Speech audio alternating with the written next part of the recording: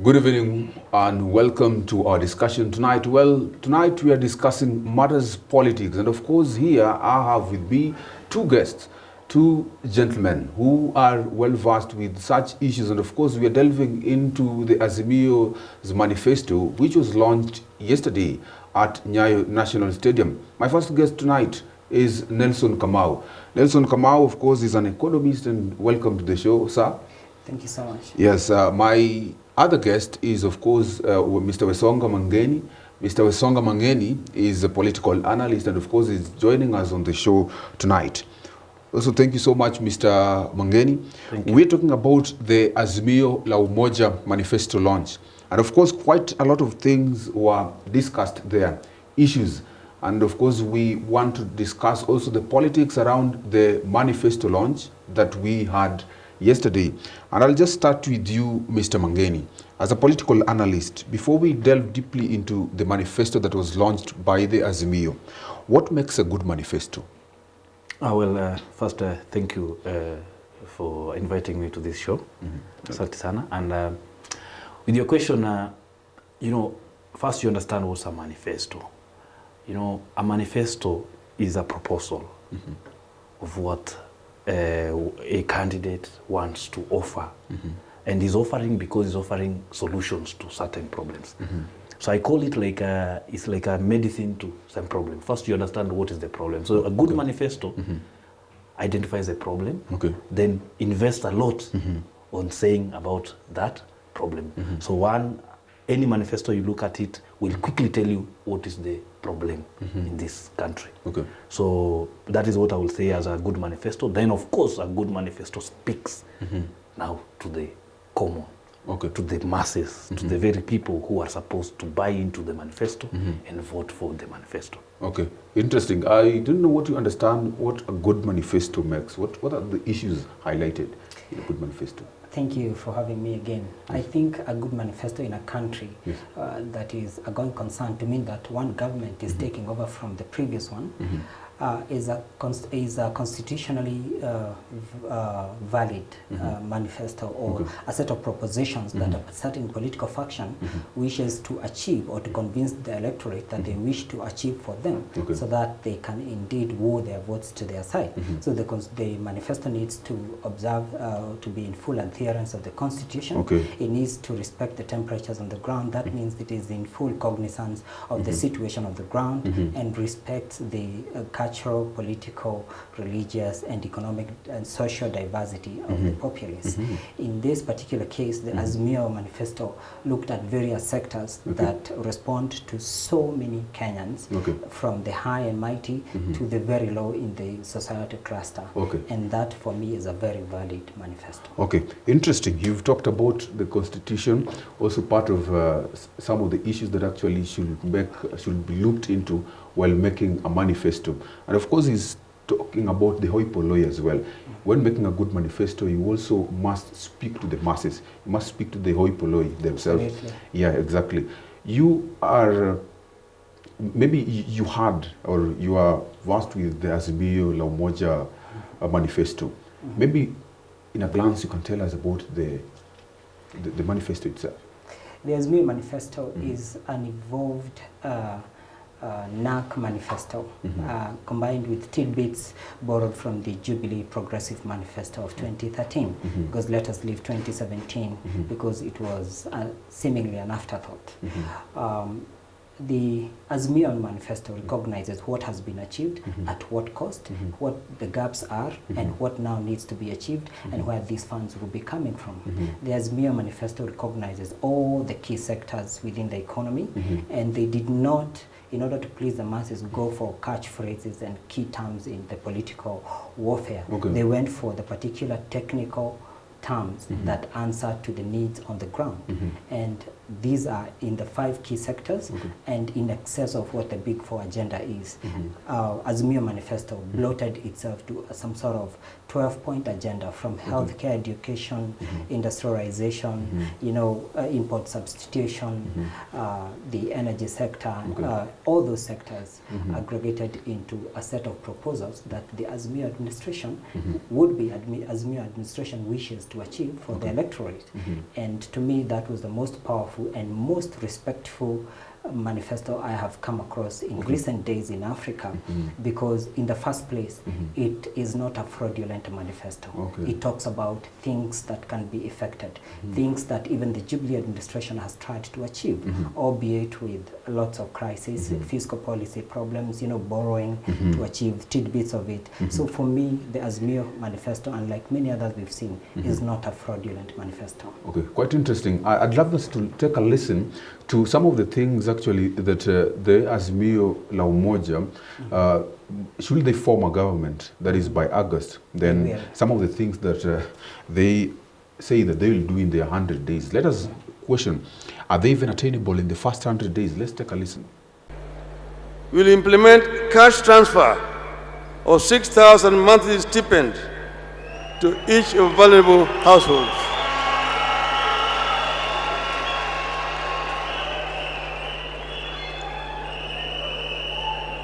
B, we will commence assistance to single mothers.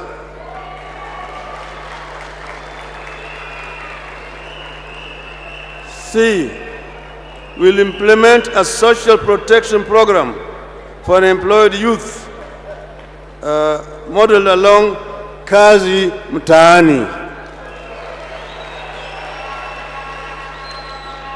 2, we will review the cost of living with special focus on fuel, unga, mobile data, and energy.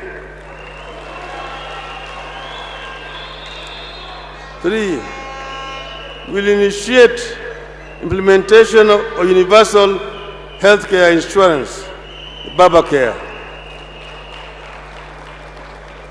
12, education. We'll ensure all unemployed trained teachers are absorbed. 13, security. We'll assign at least 6 police officers in every police station, trained and equipped to handle police-youth relations, and also to restore relationship with all the citizens. We will ensure that the police are a force, are a service, not a force. That the police serve the people and not molest innocent Kenyans. B, will improve pay and other terms of service for KDF and police personnel. Good governance. We will declare corruption a threat to national security and establish a specialized department in the security agencies for corruption surveillance. This we shall do within our first 100 days in office. We will implement cash transfer of 6,000 monthly stipend to each of vulnerable households.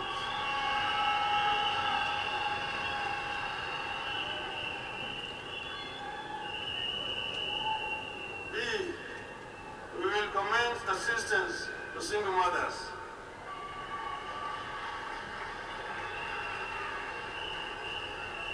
C, we will implement a social protection program for employed youth, modeled along Kazi Mtaani.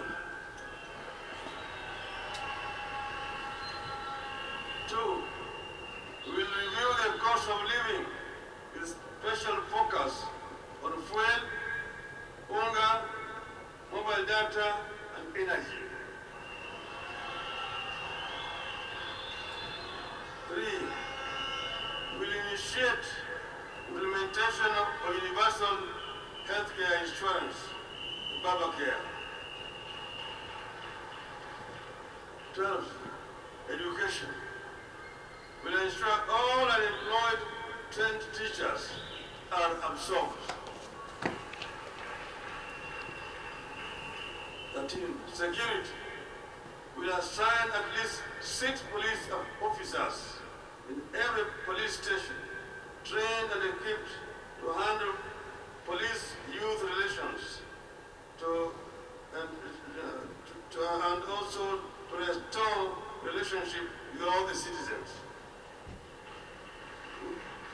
ensure that the police are a force, are a service, not a force. That the police serve the people and not molest innocent Kenyans. We will improve pay and other terms of service for KDF and police personnel. Good governance.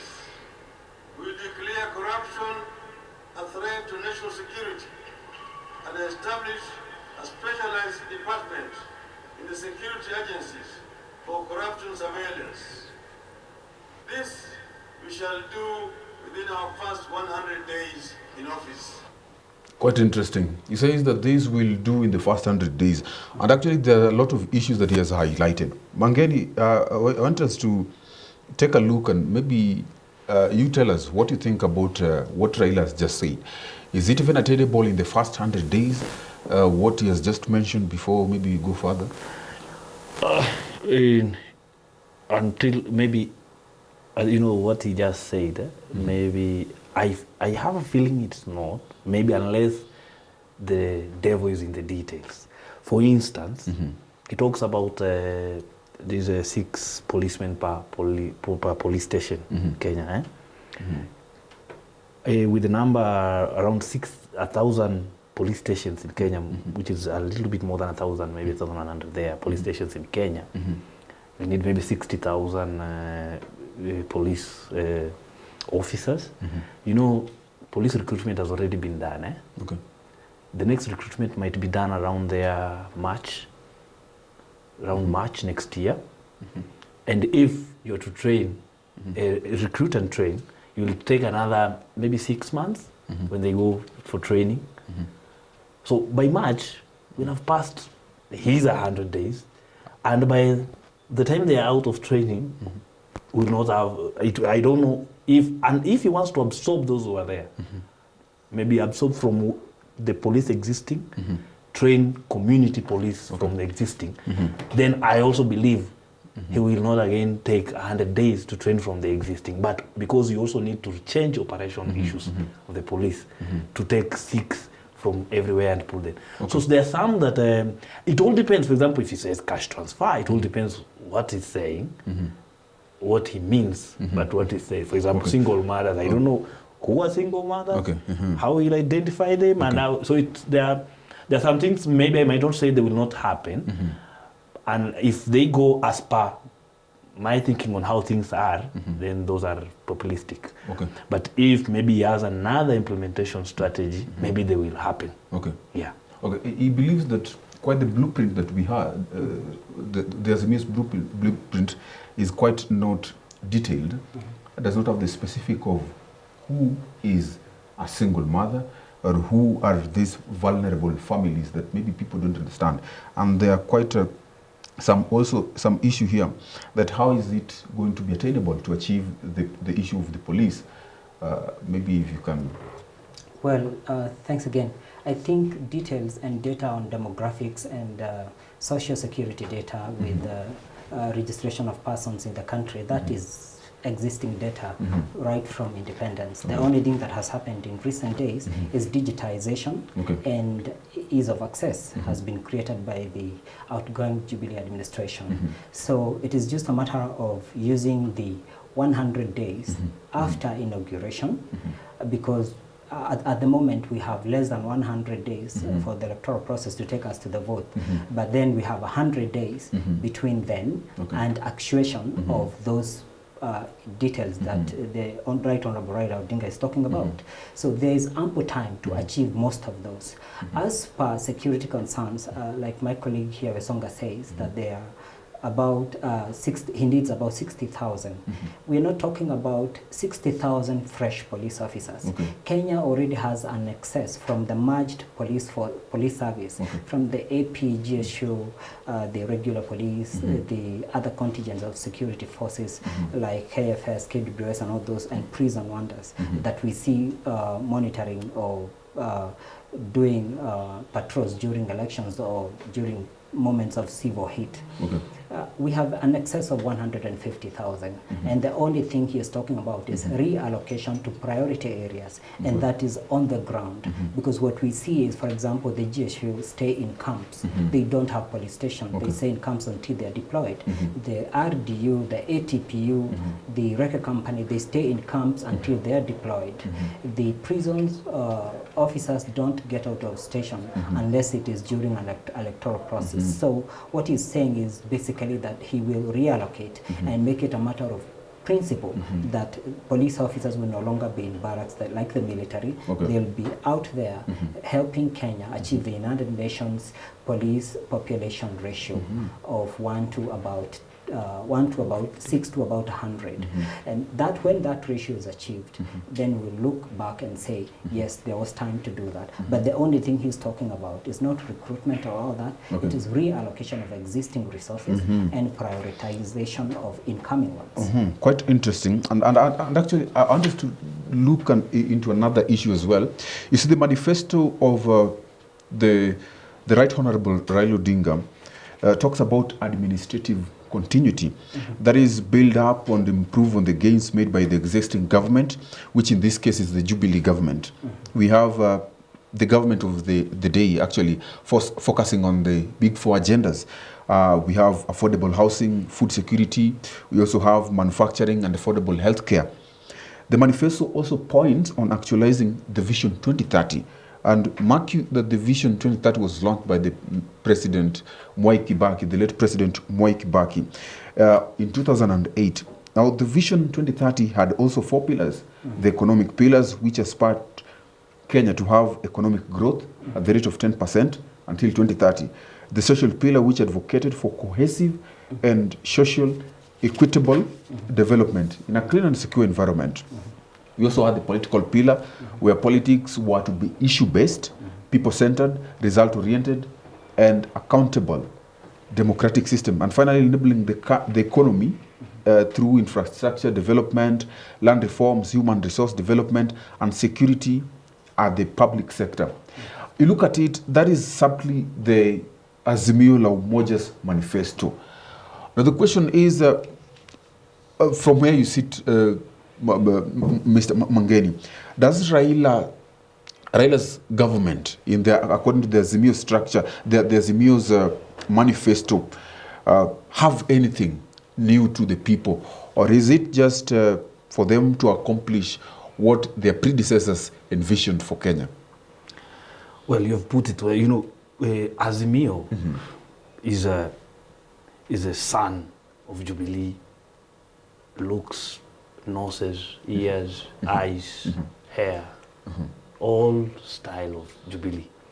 So Raila Odinga or Azimio is just promising Nyayo moment. We have a Nyayo moment, by the way, whereby we are going to walk in the footsteps of Jubilee.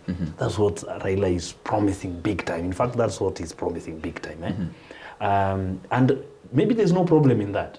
The question is, ask Kenyans, will you want to see Jubilee continuing? Ask Kenyans. They'll tell you no. But maybe it's Raila and a few people close to him who still believe Jubilee is liked the most, because they keep seeing like as if Jubilee is loved the most. But you ask any Kenyan. And so I think he's not listening to people, because if he listens to people, you forget Jubilee. Okay. Kenyans, in even recent surveys, they don't like their current government, how it's managing itself. They have nothing to do with it. Okay. And so anyone proposing the future should stop looking at the current government. However, Raila is a historian. You have to know Raila as a person is a good historian. Sometimes I'm not sure about the engineer, but I'm so sure about history. Raila is a good one. And you listen to him, he starts from 1963. He will tell you the problems of Kenya are 3. Okay. Ignorance, poverty, and diseases. Those are the 3 things he first mentioned. So then he comes later again, brings a 10-point plan. Somewhere comes in a 5-point summary of his manifesto. By the way, his manifesto will work hard the next days to find out which is the pillar, because there's a 3 pillar of ignorance, diseases, and poverty. Then goes to, there's a 5-1 again, a 5-pillar, and there's a 10-point 10-point agenda, which he focused on. Then there's these 100 days that somehow maybe they are not even in the 10-point plan. But there are many of the proposals, they are not like far-fetched, not things that Kenyans want. They are things that Kenyans definitely want. Addressing poverty is a #1 priority. And most of the things he has talked in the area of poverty. Yeah. Now, question lies in the cost of addressing what he's saying. You know, Kenyans are now careful. We no longer want big promises. Jubilee gave big infrastructure promises. At what cost? It came at a very, very big cost. Interesting. Let me get back to you, sir. Well, he has raised quite a number of issues, and of course there's also an issue here that doesn't the Azimio la Umoja have nothing new to offer to the people? Does it mean that Kenya itself is suffering the same issues that we used to suffer or we used to face nearly decades ago? Thanks for that question. I think it's good that he started and he explained on the issue of the Vision 2030. And you remember it was developed under the leadership of the late President Mwai Kibaki. And this was under senior expertise like Honorable Wycliffe Oparanya, his assistant, the Honorable Peter Kenneth, with the constitutional reforms recognizing Vision 2030, those reforms spearheaded by the Honorable Martha Karua, Justice and Constitutional Affairs Minister of that time, and senior professors in Mwai Kibaki's administration spearheading the formulation of Vision 2030, like Professor Kivutha Kibwana, the Honorable Najib Balala, the Honorable Charity Ngilo, and so many other people. That whole package of Vision 2030, who saw what problems Kenya was going through and the reforms that were necessary up to the period of 2030 and beyond, that whole team is now an assortment within Azimio la Umoja. So basically what you're seeing is Azimio saying, even though we gave UDA and TNA, conglomerate of Jubilee, 10 years to self-actualize in leadership plans and prowess in implementation, they did not. And so we are kicking out UDA, taking out the tidbits of the good tidbits of the Jubilee administration, because Mugala, Muu and Haki Umpe, we agree that not everything about Jubilee is wrong. Kenyans just have a general burnout of an administration they have criticized or suffered under on so many areas. So under that notion of Mugala, Muu and Haki Umpe, Azimio recognizes that they are going to continue with only the good things of Jubilee, but fetch back those people who are ignored by the Jubilee administration to come and continue implementing the good things Mwai Kibaki left them implementing. And that is where there's continuum, not between Jubilee or from Jubilee, which is UDA, TNA, then to Azimio. No, it is from Mwai Kibaki to Azimio. We have a gap where we have wasted 10 years of an unavailable deputy and a broken president. And that is why we are saying we only take the good things about them and rehabilitate this economy. Yes. Oh, interesting. I don't know whether you have a rejoinder for that, but something comes in so evidently, so conspicuously here, that Raila is kind of continuing in something. And so another question is that, is there anything new that Raila is bringing in? Because actually you also raised a question that Raila was speaking about ujinga and also speaking about umaskini. And he does not disagree with those issues. He still recognizes that those three are still major problems 60 years down the independence lane. So the reason why, and he has just noted that big promises are expensive. They distort the fiscal policy. You borrow more, you spend more than your economy can raise. And this ostensibly is to impress the public while not telling them the debt burden and how it is going to affect tomorrow's fiscal space, your ability to spend on them again.